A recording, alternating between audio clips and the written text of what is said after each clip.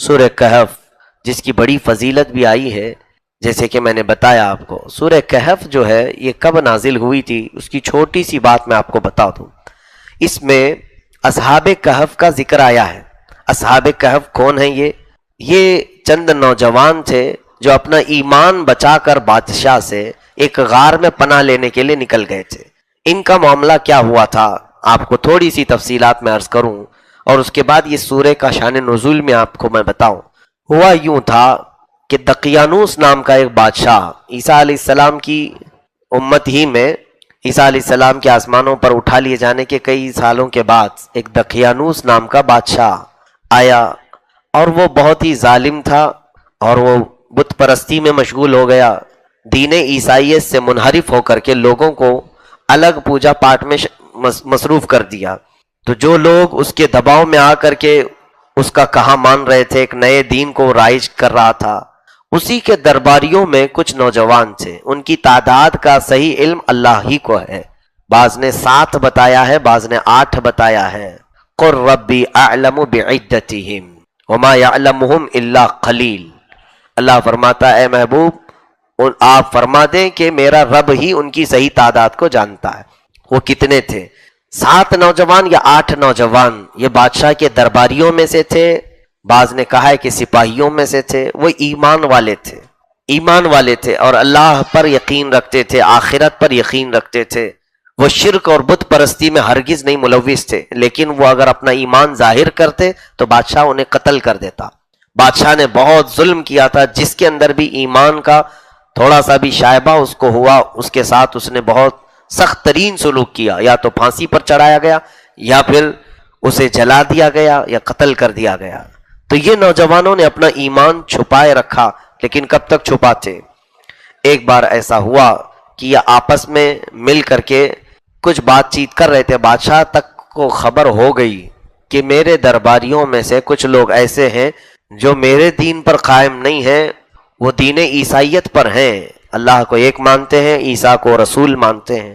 تو جیسے ہی اس کو خبر ہوئی تو ان نوجوانوں کو بھی یہ خبر ہو گئی کہ بادشاہ تک ہمارے حالات معلوم ہو گئے، اب ہمارا جانا وہاں پر مناسب نہیں.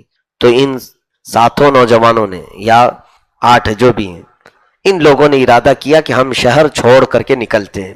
تو ان لوگوں نے صبح سویرے، یعنی صبح سورج نکلنے سے پہلے رات کے تھوڑے سے حصے میں یہ نکل پڑے اور شہر بھی چھوڑ دیا. بیچ راستے میں ایک اور صاحب ان سے ملاقات کیے، ان کو بھی اپنے ساتھ لے لیا. تقریباً یہ 8 ہو گئے. وہ پیشے سے کپڑے دھونے کا کام کرتے، تو ان کے ساتھ ایک کتا بھی تھا، وہ کتا بھی پیچھے ہو لیا. تو ان نوجوانوں نے پکار کر کے کہا ارے اس کتے کو چھوڑو، یہ بھونکے گا تو ہم سب کو خبر کر دے گا، یہ بھونکے گا تو ہمارے ہونے کا لوگوں کو احساس ہو جائے گا. تو کتے کو اسی وقت اللہ تعالیٰ نے فصیح زبان عطا کی. وہ کتا ان سب نوجوانوں کو جواب دینے لگا ان کی زبان میں کہ اے لوگوں، اے نوجوانوں، میں تمہیں مشکل میں نہیں ڈالوں گا، تمہاری حفاظت پر مامور رہوں گا. تو اس کو ساتھ لے لیا کتے کو. جب ایک جانور بات کرنے لگے تو پھر یہ حیرت کی بات ہے، انہیں اندازہ ہو گیا کہ اب اللہ تعالی ہمارے رحم فرمائے گا اور ہماری حفاظت فرمائے گا. تو یہ نوجوان نکل کر کے شہر سے کافی دور ایک غار میں جا کر پناہ لیتے ہیں. غار پہاڑوں کے بیچ میں پتھروں سے ڈھکا ہوا ایک غار، اوپر سے کھلا ہوا ہے. تو اس غار میں یہ لوگ اندر گئے، جا کر کے سوئے. اللہ فرماتا فَضَرَبْنَا عَلَىٰ آذَانِهِمْ فِي الْكَهْفِ سِنِينَ عَدَدًا. اللہ تعالیٰ نے ان پر نیند کو، ان کے کانوں پر نیند کو طاری کر دیا، ایسے کہ جیسے کہ موت والی نیند ہوتی ہے. وہ سو گئے، وہ جتنے اصحاب کہف تھے اندر سو گئے. تو ایسی ان کو نیند طاری ہو گئی کہ وہ ہوش میں بھی نہ آئیں، اٹھ نہ سکیں. اس طرح کی نیند ان پر طاری ہو گئی. اسی لیے حکمہ نے کہا ہے کہ نیند موت کی بہن ہے. جب بھی سوتے ہو توبہ کر کے سو، یہی نیند تمہاری آخری نیند بھی ہو سکتی ہے. مردہ جو سو جاتا ہے اور پھر ہم رات کو بستر میں سوتے ہیں، دونوں میں زیادہ فرق نہیں ہوتا. ہم بھی ہوش میں نہیں ہوتے اور وہ بھی ہوش میں نہیں ہوتا. لیکن بسا اوقات مردہ سارے لوگوں کو دیکھ رہا ہوتا ہے اور ہم کو تو خبر بھی نہیں ہوتی ہمارے آس پاس کون ہوتا ہے. تو موت کے قریب ہوتے ہیں ہم نیند میں. اسی لیے سو کر اٹھنے کے بعد جو ایک دعا ہے آپ کو یاد ہونی چاہیے، الحمدللہ الذی احیانا بعد ما اماتنا. دعا بھی میرے آقا نے یوں سکھائی ہے. یوں کہو تمام تعریفیں اس اللہ کے لیے جس نے ہمیں موت کے بعد دوبارہ اٹھایا ہے.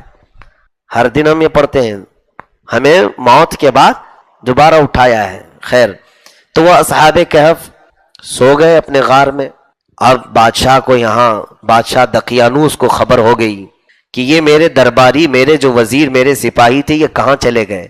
لوگوں نے کہا کہ وہ ایمان والے لوگ تھے، وہ تیرے دین پر نہیں تھے، وہ تجھ سے جان چھڑا کر نکل گئے. تو بادشاہ بڑے غصے میں آیا، کہا ان کی تلاشی کی جائے، ان کے پیچھے پولیس لگا دی جائے تلاشی کے لیے. لوگ ڈھونڈتے ڈھونڈتے جب ان کا پتہ معلوم کیا تو پتہ چل گیا کہ فلاں غار کی طرف ان کو جاتے ہوئے کچھ لوگوں نے دیکھا تھا.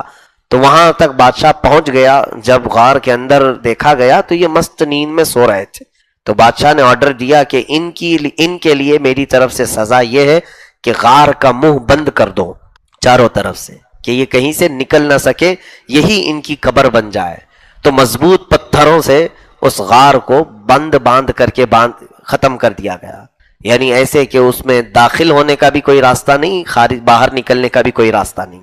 ان کی وہیں پر قبر بن گئی، ان کے گمان میں، بادشاہ کے گمان میں. تو بادشاہ نے کہا مجھ سے جو جان چھڑا کر کے جائے گا اور میرے دین پر جو قائم نہ ہوگا اس کا یہی حشر ہوگا، انجام ہوگا. لیکن اسے معلوم نہیں کہ یہ اللہ کی حفاظت میں آئے ہوئے تھے. رب تبارک و تعالیٰ ان کی کیسی حفاظت کر رہا ہے. اللہ اکبر. یہ لوگ چلے گئے دیوار باندھ کر. ایک چرواہا تھا وہاں پر، اس نے دیکھا یہ سارا واقعہ. اس نے وہاں پر دیوار پر پورا واقعہ لکھ دیا تھا کہ یہ لوگ، ان کا نام یہ ہے. یہ لوگ بادشاہ سے اپنا ایمان بچا کر کے نکلے تھے، تو بادشاہ نے ان کے غار کے اوپر دیوار بنا دی اور ان کو یہیں پر اندر ختم کر دیا گیا ہے. تو ایک دیوار پر اس نے پورا واقعہ لکھ دیا تھا. یہ بات آئی گئی، ختم ہو گئی. بادشاہوں کے دور آتے ہیں جاتے ہیں، ختم ہو گئے. کب تک رہے گا ظلم کا دور؟ بڑے بڑے ہلاک و برباد ہو گئے. کرسیاں ہل جاتی ہیں. فرعون اور نمرود کی کرسی باقی نہیں رہی تو پھر دوسرے کی کیا ہے، جن کو پوری دنیا کی حکومت پر غرور تھا. دقیانوس بھی ختم ہو گیا. اس کے بعد پھر دوسرے آئے سلطنتیں، پھر دوسری آئی. زمانہ گزرا 300 سال کا. 300 سال گزر گئے. وَلَبِثُوا فِي كَهْفِهِمْ 300 سِنِينَ وَازْدَادُوا 9. اللہ فرماتا ہے کہ وہ اپنے غار میں 309 سال تک سوتے رہے. 309 سال یہ جو بتایا گیا ہے اس کی وجہ یہ ہے کہ تاریخ جو ہے شمسی اور قمری الگ ہوتی ہے. انگریزی تاریخ جو بولتے ہیں جنوری، فیبروری، مارچ، اپریل، اس کے دن جو ہے تھوڑے زیادہ ہیں. اور ہم جو چاند کے حساب سے جو کیلنڈر دیکھتے ہیں، محرم، صفر، ربیع الاول، اس کے دن سال میں کم ہیں. تو یوں سمجھ لیجئے کہ 100 سال میں 3 سال کا فرق آ جاتا ہے. ہر سال میں 10 دن کا فرق آتا ہے نا، ہر سال میں 10 دن یہ گھٹ جاتے ہیں. اس طرح 100 سال میں 3 سال کا فرق آ جاتا ہے.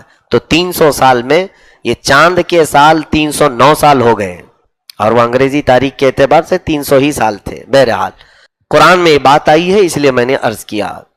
309 سال گزر جانے کے بعد اب جو اس علاقے میں ایک دوسرا بادشاہ آیا بیدروس نام کا.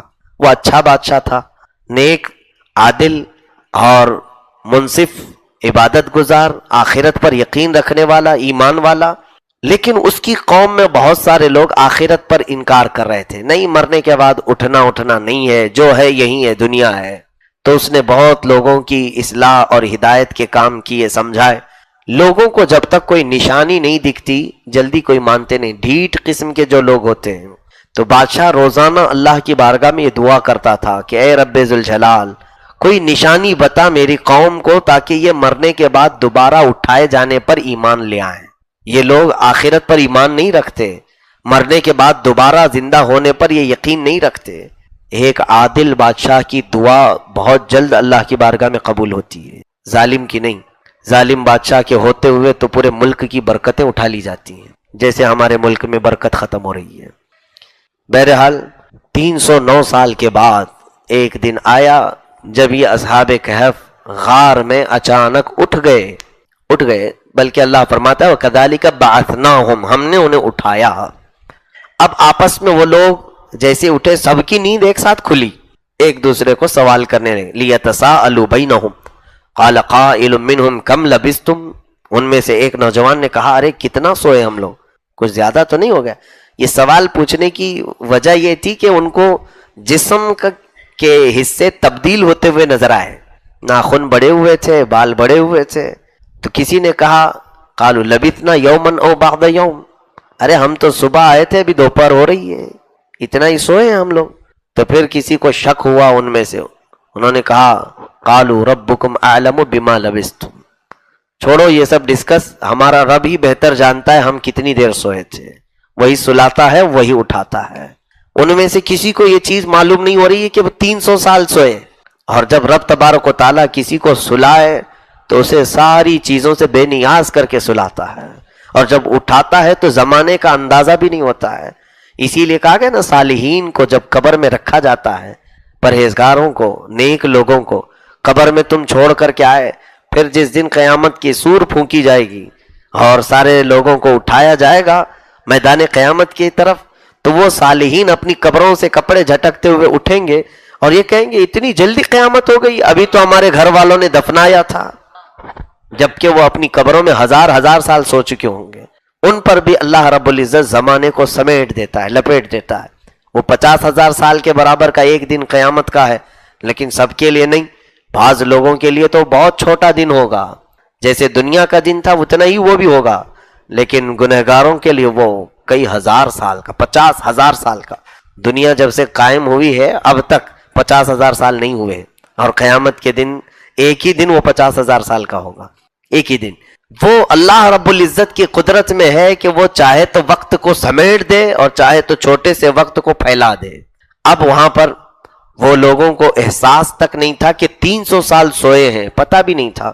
تو ان میں سے ایک صاحب نے کہا بھوک بہت لگ رہی ہے، جاؤ پیسے لو اور شہر میں جا کر کچھ کھانا لے آؤ. لیکن بھیجتے ساتھ اس کو کہا گیا نوجوان کو فَبْعَثُوا أَحَدَكُمْ بِوَرِيقِكُمْ هَذِهِ إِلَى الْمَدِينَةِ فَلْيَنظُرْ أَيُّهَا أَزْكَىٰ طَعَامًا فَلْيَأْتِكُمْ بِرِزْقٍ مِّنْهُ وَلْيَتَلَطَّفْ وَلَا يُشْعِرَنَّ بِكُمْ أَحَدًا. جاؤ اچھا کھانا کیا ملتا ہے وہ لے کے آؤ، یہ لو پیسے دے کر کے اس کے ہاتھ میں بھیجا، لیکن بڑے نرمی سے جانا اور کسی کو خبر ہونے مت دینا. اگر ان لوگوں کو معلوم ہو گیا تو پھر او یرجموکم، وہ تو پھر سنسار کر دیں گے، او یعیدوکم فی ملتہم، پھر یا تو پھر وہ اپنے دین میں تم کو لوٹا لیں گے. یہ سمجھ لینا، بہت آہستہ سے جانا. بادشاہ دقیانوس اگر اسے پتہ چل گیا کہ ہم میں سے کوئی یہاں کھانا لینے کے لیے آیا ہے تو پھر وہ پکڑ لے گا اور پھر مارے گا بھی، قتل بھی کر سکتا ہے، یا پھر ہم کو اپنے دین میں پلٹا دے گا. ان کو یہ بھی نہیں معلوم تھا کہ وہ 300 سال پہلے کہیں اس کی ہڈیاں گل چکی ہیں. دقیانوس جس کے خوف سے یہ لوگ نکلے تھے. بہرحال ایک صاحب اس میں سے پیسے لے کر کے نکلے. اب پیسے کون سے لیے ہوں گے؟ 300 سال پرانے جو پیسے جو لے کر کے وہ لوگ گئے تھے وہی تو پیسے ان کے پاس ہوں گے، نئے پیسے کہاں سے آئیں گے؟ اور پیسے تو ہر بار بدلتے رہتے ہیں. اس کی زندہ مثال ہمارے سامنے بھی ہے. بہت زیادہ سال نہیں ہوئے نا، ہاں، ہری جا کر کبھی لال آتی ہے، کبھی لال جا کر کے پیلی آتی ہے. تو یہ تو سکے بھی بدلتے ہیں، نوٹ بھی بدلتے ہیں.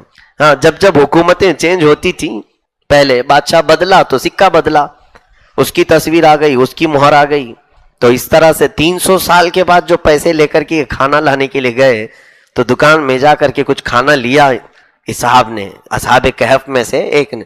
تو دکان والے کو پیسے پکڑائے تو دیکھ کر کے حیرت میں یہ کون سے پیسے دے رہا ہے، اس کا تو کوئی رواج ہی نہیں ہے، کوئی چلن بھی نہیں، اور آس پاس میں کوئی اس طرح کا سکہ چلتا ہوا بھی ہم نے سنا نہیں، اور کوئی پرانی حکومت میں بھی نہیں ہے. بہت پرانا، 300 سال پہلے کی بات ہے.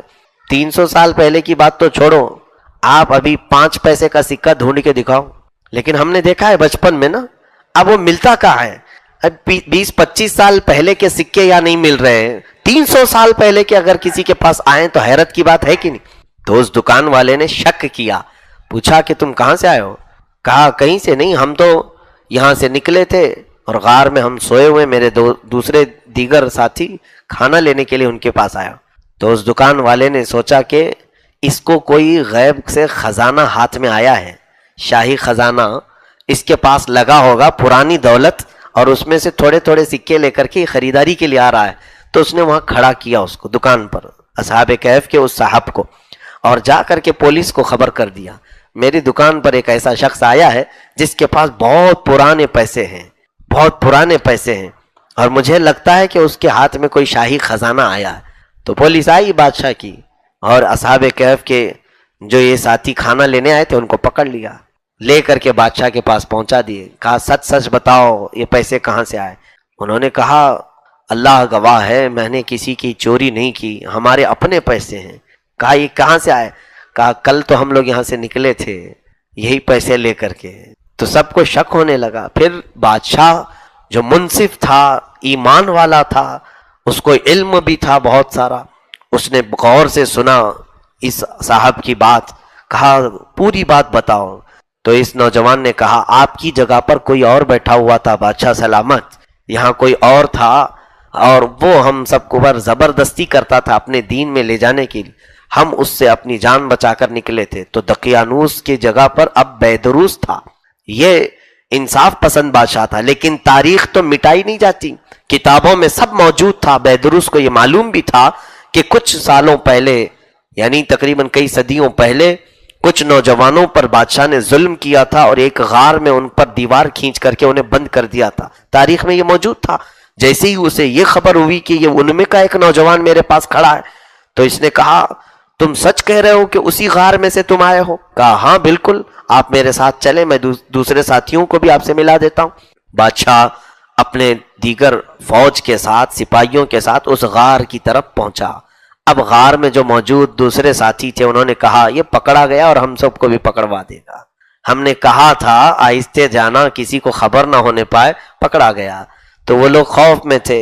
بادشاہ بیدروس جیسے ہی غار کے قریب آیا اور اس نے ان نوجوانوں کو دیکھا جو پورے اسی انداز میں بیٹھے ہوئے تھے، لیکن اتنا ہے کہ ان کے جسموں کی ساخت بدلی ہوئی تھی، بال بڑے تھے، ناخن بڑے تھے۔ تو بادشاہ بیدروس نے ان سے پھر حالات پوچھے اور پھر وہاں دیوار پر لکھا ہوا پورا واقعہ پڑھ لیا، ان کے نام پوچھے، میچ ہو گیا۔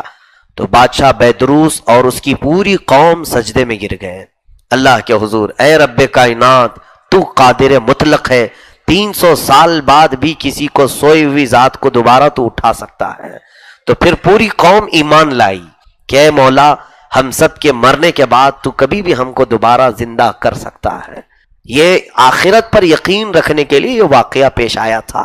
جو آخرت کا انکار کرنے والا ہے، بلکہ بعض تفسیروں میں یہ کہا گیا ہے جو انکار کرتا ہے نا کہ دوبارہ نہیں اٹھایا جائے گا، تو یہ تعجب کی بات نہیں بلکہ اس کا انکار کرنا تعجب کی بات ہے، کیونکہ اس کو خود اپنے وجود پر دیکھنا چاہیے، وہ کہاں سے پیدا ہوا، کیسے پیدا ہوا، تو کیسے پیدا ہوا۔ انکار کر رہا ہے باپ کا ایک نطفہ ماں کے پیٹ میں گیا، ایک بوند سے جب مولا تعالی گوشت بناتا ہے، ہڈی بناتا ہے، چہرہ بناتا ہے، ہاتھ، ساری شکلیں پانی کے ایک بوند سے بنا سکتا ہے، تو تمہاری جلی ہوئی راکھ سے کیا وہ مولا دوبارہ نہیں اٹھائے گا؟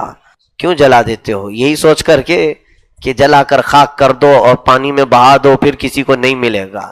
ہاں، ادھر جو چلتے پھرتے خدا ہیں ان کو نہیں ملے گا، ان کو ایسی مٹی سے دوبارہ اٹھانے کی قدرت نہیں ہوگی، لیکن رب ذوالجلال وہ جو ماں کے پیٹ میں نطفے سے شکل بناتا ہے، وہ جلی ہوئی راکھ کیا ہوا سے بھی تمہیں دوبارہ زندہ کرے گا، قیامت کے دن اٹھائے جائیں۔ اب اصحاب کہف کا یہ واقعہ یہاں تک ہوا۔ بیدروس بادشاہ نے اللہ کی بارگاہ میں شکر ادا کیا۔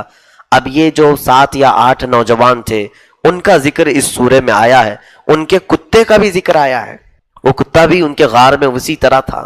اس کے بعد جیسے یہ لوگ باہر آئے، دوبارہ اللہ نے ان پر نیند طاری کر دی، پھر سے ان کو سلایا۔ کس کو؟ اصحاب کہف کو۔ دوبارہ ان کو سلایا تو سارے لوگوں نے دیکھا کہ اب یہ سو گئے ہیں۔ تو بادشاہ نے کہا کہ اللہ کی یہی مصلحت ہے، یہ صرف ہمارے ایمان لانے کے لیے ان کو دوبارہ زندہ کیا تھا، لیکن وہ ان کو موت آئی ہے یا نہیں آئی اس کا کہیں ذکر نہیں ملتا۔ دوبارہ سلایا ہے اور اب بھی وہ سو رہے ہیں، آج تک وہ سو رہے ہیں۔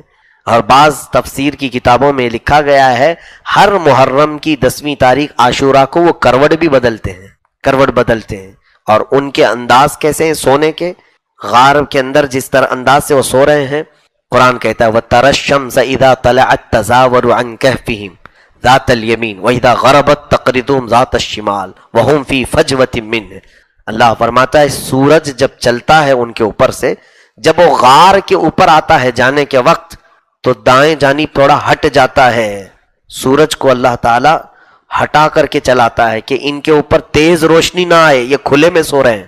اور ڈوبتا ہے تب بائیں جانب تھوڑا ہٹ جاتا ہے، یعنی نہ ان پر ٹھنڈیاں اثر کرتی ہیں، نہ گرمیاں اثر کرتی ہیں، نہ ان پر بارشیں، بلکہ وہ اتنی سکون کی نیند سو رہے ہیں کہ دنیا کے موسموں سے ان کو کوئی بھی نقصان نہیں پہنچتا۔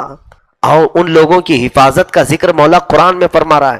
اب یہاں پر میں ایک بات بتا دوں گا، ہم لوگ ابھی جو جا کر کے آئے اصحاب کہف کے غار میں، حاجی صاحب ہیں ان کے اصلاح کے لیے اور میرے لیے بھی، کہ جارڈن میں ایک غار ہے اصحاب کہف کا، جہاں ہم لوگ جا کر کے بھی آئے۔ یہ اس لیے میں بتا رہا ہوں کہ بہت سارے لوگ وہاں زیارت کے لیے جاتے بھی ہیں، اصحاب کہف کا غار لکھا ہوا ہے، لیکن میں یہ کہتا ہوں کہ وہ اصحاب کہف کا غار نہیں ہے، وہ اصحاب کہف کا غار نہیں ہے۔ مجھے بتانے کا اتفاق نہیں ہوا سفر میں، وہ جلد بازی میں، اسی لیے کہ قرآن کہتا ہے لَوِ اطَّلَعْتَ عَلَيْهِمْ لَوَلَّيْتَ مِنْهُمْ فِرَارًا وَلَمُلِئْتَ مِنْهُمْ رُعْبًا۔ اللہ فرماتا ہے ہم نے ان کو غار میں ایسے رکھا ہے کہ اگر تم میں سے کوئی ان کو دیکھنے جائے گا تو ایسا ہم رعب ڈال دیں گے کہ پیٹ پھیر کر بھاگ جاؤ گے۔ قرآن میں یہ الفاظ ہیں لَوَلَّيْتَ مِنْهُمْ فِرَارًا، تم بھاگتے ہوئے پیٹ پھیر کر کے چلے جاؤ گے، وَلَمُلِئْتَ مِنْهُمْ رُعْبًا، یا تو پھر تم پر ہم رعب ڈال دیں گے۔ جیسے حضرت امیر معاویہ رضی اللہ تعالیٰ عنہ کے زمانے میں صحابہ اکرام میں سے ایک جماعت اصحاب کہف کے غار کو انہوں نے دیکھا اور ادھر جانے کی کوشش کیے تو غار میں سے ایک آگ باہر آئی اور سب کے سب پیچھے چلے آئے صحابہ۔ تو اب یہ جو دیکھنے کے لیے اندر جاتے ہیں، اندر موبائل ڈال کر کے ویڈیو کر رہے ہوتے ہیں اس غار میں جہاں ہم جا کر کے آئے ہیں۔ تو مجھے نہیں لگتا وہ غار کون پیٹ پھیر کر کے بھاگ رہا ہے، وہاں تو اندر ہی گھسے جا رہے ہیں، تو وہ اصلی غار نہیں ہوگا۔ ایسے عرب میں بہت ساری چیزیں ڈپلیکیٹ بنائی گئی ہیں، یہ سیاحین کے آنے کے لیے، ٹورزم کو بڑھاوا دینے کے لیے کوئی بھی غار بنایا اور اس کو کہہ دیا یہ بھی غار اصحاب کہف کا ہے۔ جیسے وہاں مزارات کئی جگہ پر سیم ٹو سیم مزارات ملتے ہیں، حضرت ایوب علیہ السلام کا مزار عراق میں بھی ہے، شام میں بھی ہے، جارڈن میں بھی ہے، اور پھر سلالہ مسقط میں بھی ہے۔ تو زیارت کرنے والے زیادہ آتے ہیں، اس طرح سے بہت ساری چیزیں بنا دی گئی ہیں۔ اصحاب کہف کا غار جہاں ہے وہاں کوئی جا نہیں سکے گا، اتنی بات یاد رکھیں۔ اب اس زمانے میں بیدروس نے جب ان کے غار کو پھر سے بند کیا تو کیا کیا تھا جانتے ہیں آپ؟ اس نے سونے کے تابوت بنائے اور ہر جسم کو سونے کے تابوت میں رکھا اور اس غار کے اندر ان کو رکھ دیا گیا۔ تو دوسرے ہی دن وہ خواب میں آئے بادشاہ کے کہ اے بادشاہ، ہم کو اس سونے کے تابوت سے نکال اور ہمیں سادے لکڑیوں کے تابوت میں رکھ۔ پھر دوبارہ ان کا غار کھولا گیا، پھر ان کو سونے کے تابوت میں سے نکال کر لکڑی کے تابوت میں رکھا گیا۔ تو یہاں ان کو اندر رکھ دینے کے بعد پھر بند کر دیا گیا۔ جس دن وہ اٹھائے گئے تھے، اب دیکھیے مزے کی بات، اللہ تعالیٰ نے قرآن میں فرمایا ہے جس دن وہ اٹھائے گئے تھے اس دن پوری قوم وہاں پر جمع ہوتی تھی، بائدروس کی جتنی قوم ہے وہ سب جمع ہوتے تھے۔ انہوں نے کہا لَنَتَّخِذَنَّ عَلَيْهِمْ مَسْجِدًا، وہاں پر انہوں نے ایک مسجد بھی بنائی۔ کہاں پر؟ اصحاب کہف جہاں آرام کر رہے ہیں وہاں پر مسجد بنائی، اور سال میں ایک مرتبہ وہاں جمع ہوتے تھے ان بزرگوں کو یاد کرنے کے لیے، ان نوجوانوں کو یاد کرنے کے لیے۔ اسی سے تو ہم اولیاء کے عرس کو ثابت کرتے ہیں۔